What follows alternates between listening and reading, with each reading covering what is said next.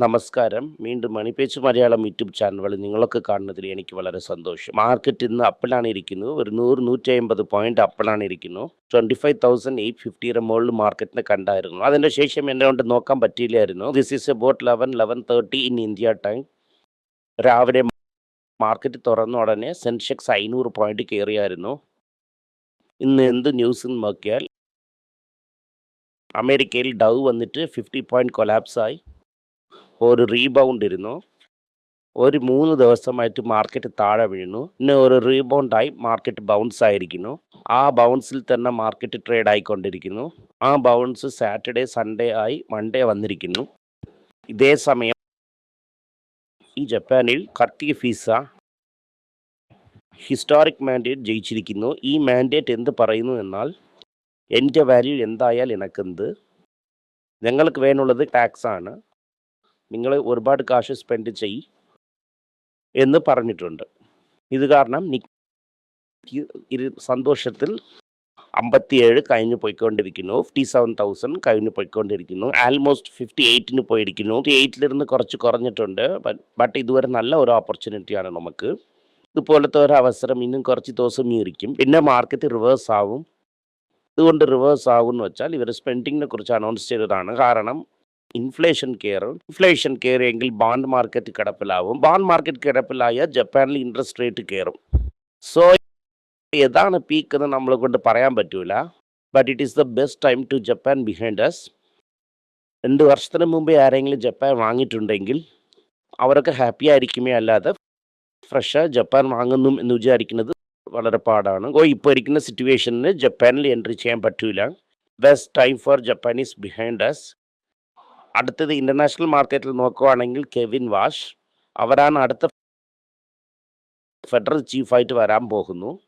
നോമിനേഷന് മുമ്പ് വളരെ പീസ്ഫുള്ളായിട്ട് ഇരുന്നു എന്ന് പറയുന്നു. ബൂം കാരണം ജനങ്ങളൊക്കെ നന്നാ സുഭിക്ഷമായിട്ട് ഇരിക്കുന്നു എന്ന് പറഞ്ഞു. വന്ന ഉടനെ 1 or 2 റേറ്റ് കട്ട് ചെയ്യാൻ പറ്റുമെന്ന് ഞാൻ വിചാരിക്കുന്നു എന്നും പറഞ്ഞിട്ടുണ്ട്. ഇരുന്നും ഇത് ഡേറ്റ ഡിപ്പെൻഡൻ്റ് ആണ്. അങ്ങനെയെന്ന് വെച്ചാൽ ഞാൻ റേറ്റ് കട്ട് ചെയ്യുമെന്ന് പറഞ്ഞ് ട്രംപിനെ ഹാപ്പി ആക്കിയിരിക്കുന്നു. ആക്ച്വലി ഇവരെ പഴയ ഹിസ്റ്ററി നിങ്ങൾ നോക്കുവാണെങ്കിൽ അവർ വന്നിട്ട് ടൈറ്റ് ഫെഡ് പോളിസി നടത്തുന്ന ആളാണ്. അവരെന്ത് പറയുന്നു എന്നാൽ റേറ്റ് കട്ട് ചെയ്യുന്നതിൽ എമൗണ്ട് ഓഫ് മണിയും സർക്കുലേഷനെ കുറയ്ക്കും എന്ന് പറയുന്നു. ഇത് രണ്ടും കോൺക്രീറ്റ് മാർക്കറ്റ് ഇപ്പോൾ അവർ പറഞ്ഞതിന് ഫേസ് വാല്യൂയിലാണ് ഇരിക്കുന്നു. ട്രംപിൻ്റെ വിശ്വാസത്തിനെ എടുത്ത് മാർക്കറ്റിൽ റേറ്റ് കട്ട് ചെയ്യും എന്ന വിശ്വാസത്തിൽ ഗോൾഡ് തിരികെ ഇപ്പോൾ കയറിയിട്ടുണ്ട്. ഇത് കാരണം ഇന്ന് ഇവിടെ സ്വർണത്തിൻ്റെ വില കയറിയിരിക്കുന്നു. ഗോൾഡ് വന്നിട്ട് സ്റ്റെബിലൈസ് ആയിക്കൊണ്ടേയിരിക്കുന്നു. ഈച്ച് ഡേ ഇങ്ങനെ സ്റ്റെബിലൈസ് ആകുന്ന തോറും ഗോൾഡ് ബെറ്റർ ആയിരിക്കുന്നു. 260 ഇരിക്കുന്നു ഫ്യൂച്ചേഴ്സ് മാർക്കറ്റിൽ. വെളി മാർക്കറ്റിൽ 3 എന്ന് പറയും, അതൊക്കെ ചുമ്മാ കഥയാണ്. നിങ്ങളെ കൊണ്ട് 240, 220 മുകളിൽ വിൽക്കാൻ പറ്റൂല. നിങ്ങൾ സിൽവറിന് ട്രേഡ് ചെയ്യുമ്പോൾ വളരെ സൂക്ഷിക്കണം. ആൾറെഡി ഒരുപാട് പേർ ETF-ലും കൂടെ ഹെവി ലോസിലാണ് ഇരിക്കുന്നു. ഇതുപോലത്തെ ലോസിന് മാനേജ് ചെയ്യുന്നത് വളരെ പാടാണ്. വിനോദ് എന്ത് പറഞ്ഞു എന്നാൽ അവൻ്റെ അടുത്ത് ഒരുപാട് ആൾക്കാർ പറഞ്ഞിരിക്കുന്ന പോലെ ക്രെഡിറ്റ് കാർഡിനെ സ്വൈപ്പ് ചെയ്ത് സിൽവർ വാങ്ങിയിരിക്കുന്നു എന്ന് പറഞ്ഞിട്ടുണ്ടെന്ന്. ഇങ്ങനെയാണ് എല്ലാവരും ഇപ്പോൾ ഈ ഒരു കാര്യത്തിൽ അകപ്പെടുന്നത്. ഒരുപാട് ആൾക്കാർ ഇതുപോലത്തെ ഭൂമിയിൽ പോയി അകപ്പെട്ടിരിക്കും. ഇതിൽ നിങ്ങൾ വെളിയിൽ വരാൻ നോക്കണം. നെക്സ്റ്റ് 50 വന്നിട്ട് പഴയ 2 കമ്പനി എടുത്തുകൊണ്ട് പുതിയതായിട്ട് 2 കമ്പനി അകത്തിടാൻ പോണതായിട്ട് ഒരു ന്യൂസ് വന്നിരിക്കുന്നു. മോസ്റ്റ്ലി HDFC AMCയും ടാറ്റ മോട്ടോർ കമേഴ്ഷ്യൽ വെഹിക്കിളും ഉള്ള അകത്തെ വരുമെന്ന് ഒരു ചെറിയ ഞാൻ ശ്രദ്ധിച്ചില്ലായിരുന്നു. ഏത് 2 കമ്പനിയാണെന്ന് വെളിയിൽ പോകുന്നു എന്ന്. ഇത് നടക്കുകയാണെങ്കിൽ എന്താകും എന്നാൽ HDFC AMCയിൽ ബൈയിങ് വരും, ടാറ്റ മോട്ടോർ കമേഴ്ഷ്യൽ വെഹിക്കിളിലും ബൈയിങ് വരും.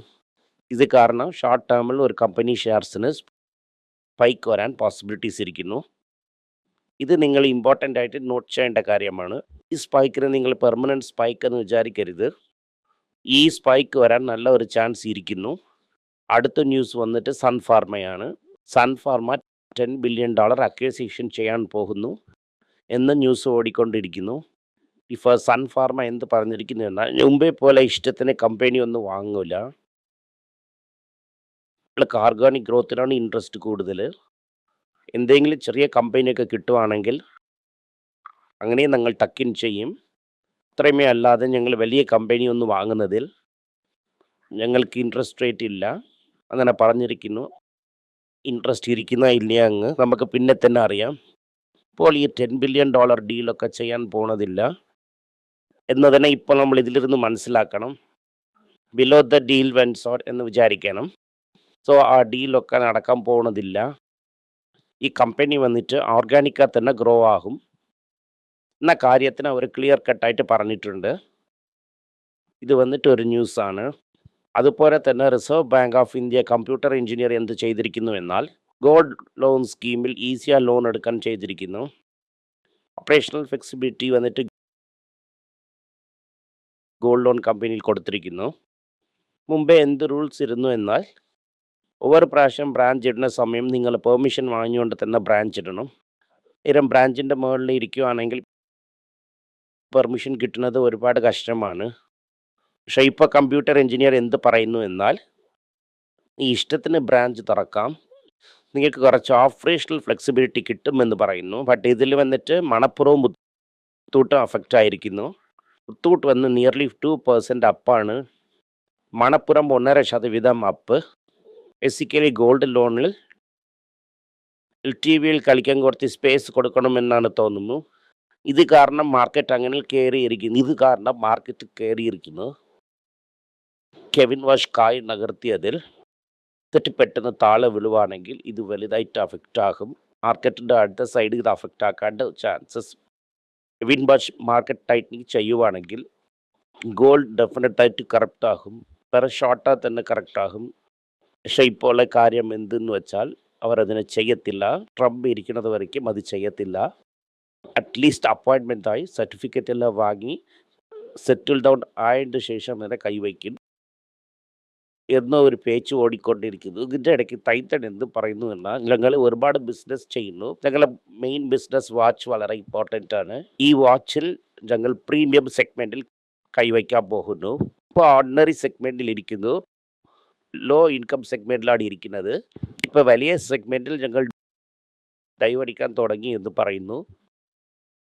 പ്രീമിയം സെഗ്മെൻറ്റിൽ ഓൾറെഡി അവർ ഇരുന്നു, അതിൽ കോൺസെൻട്രേറ്റ് ചെയ്ത് $2 ബില്യൺ ബിസിനസ് ആക്കും എന്ന് പറഞ്ഞിരിക്കുന്നു.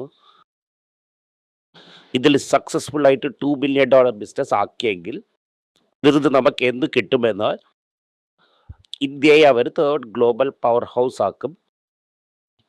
ബിഗ്ഗസ്റ്റ് ബാങ്ക്സ് ഒക്കെ അവിടെ ഇരിക്കുന്നതെന്ന് എനിക്കറിയാം.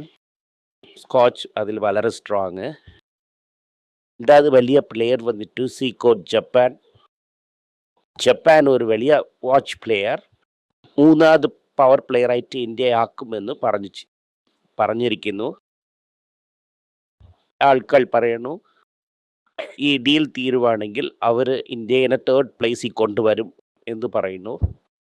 കല്യാൺ ജുവലേഴ്സ് 413 കോടി രൂപ പ്രോഫിറ്റ് ചെയ്തിരിക്കുന്നു. ഈ പ്രോഫിറ്റ് 90% ഗ്രോ ആയിരിക്കുന്നു. ഇത് കാരണം സ്റ്റോക്കിൻ്റെ വില ഇറാൻ ചാൻസ് വളരെ നന്നായിരിക്കുന്നു. ടൊയോറ്റ അവരെ CEO മാറ്റിയിരിക്കുന്നു. നോർമലി CEO വന്നിട്ട് ലോങ് പീരിയഡിന് കൊടുക്കും. ഇപ്പോൾ എന്ത് ചെയ്തിരിക്കുന്നു എന്ന് ഈ ടൊയോറ്റയുടെ CEO വന്ന് vice chairman and global market സ്ട്രാറ്റജിക്കായിട്ട് മാറ്റിയിരിക്കുന്നു. TFO ഉള്ള ആൾ വന്നിട്ട് CEO ആയിട്ട് മാറാൻ പോകുന്നു. അതുപോലെ സോവറിൻ ഗോൾഡ് ബോണ്ടിന് വന്നിട്ട് ഫെബ്രുവരിയിൽ ഇന്ന് പ്രീമച്വർ റിഡംഷൻ അലോ ചെയ്യുന്നു എന്ന് പറഞ്ഞിരിക്കുന്നു. 1 lakh ഇൻവെസ്റ്റ് ചെയ്തിട്ടുണ്ടെങ്കിൽ 3,16,000 കിട്ടും എന്ന് പറയുന്നു. എൻ്റെ ഒപ്പീനിയൻ എന്തെന്ന് വെച്ചാൽ കൊടുക്കുന്നതിനെ വാങ്ങിക്കൊണ്ട് അതിന് ഫിസിക്കൽ ഗോൾഡാ മാറ്റുന്നതാണ് നല്ലത്. എന്തെങ്കിലും അമ്മയാർ ചെയ്യുവാണെങ്കിൽ അത് വളരെ പാടാണ്. ഈ പ്രാവശ്യം തന്നെ റൂൾസിനെ മാറ്റിയിരിക്കുന്നു. തിരികെ റൂൾസിനെ മാറ്റൂല എന്ന് എനിക്കറിയത്തില്ല. അപ്പോൾ വിമൻസൊക്കെ റെഡി ചെയ്യണത് കൊള്ളാം. 3,16,000 അടുത്ത് വാങ്ങിയുണ്ട്. എത്ര നിങ്ങൾ ഇട്ടിരിക്കുന്നോ അതിൻ്റെ ഈക്വലാ വാങ്ങിയുണ്ട്. പ്ലാൻ ചെയ്ത് ക്യാപിറ്റൽ ഗെയിൻസ് കിട്ടണമെങ്കിൽ അതിനെയും കെട്ടിയുണ്ട്. കാശിനെ എടുത്തുകൊണ്ട് എക്സ്കേപ്പ് ആവുന്നത് ബെറ്ററാണ്. ഓൾഡിൽ നിങ്ങൾ തന്നെ വാങ്ങുന്നത് ബെറ്ററാണ്. ലാരി ഫിക് എന്തു പറയുന്നു എന്നാൽ ഒപ്പം കയ്യെഴുത്തിട്ടു. മുകേഷ് അംബാനി പുതു കമ്പനി സ്റ്റാർട്ട് ചെയ്തിരിക്കുന്നു.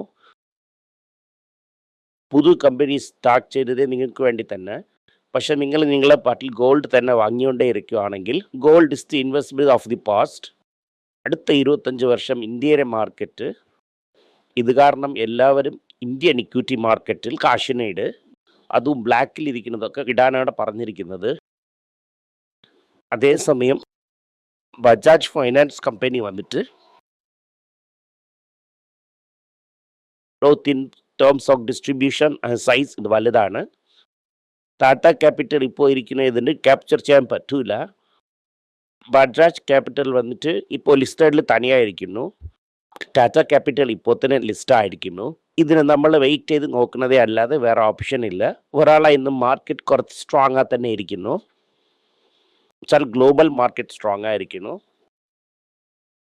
ഫിയെ ഒരു $900 million വാങ്ങിയ കാരണം മാർക്കറ്റിൽ അവർ തിരികെ വന്നു എന്ന് പറയുന്നു. പൊടുത്തം മട്ടിൽ അത് കഷ്ടമാണ്.